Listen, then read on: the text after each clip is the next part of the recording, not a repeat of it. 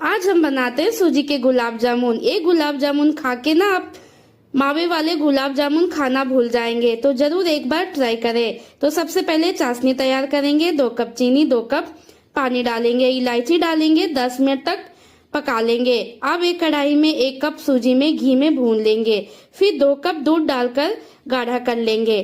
ठंडा होने पे मिल्क पाउडर, बेकिंग सोडा डालेंगे। मुलायम होने के लिए थोड़ा सा घी भी डाल के आटा मुलायम गूंथ लेंगे।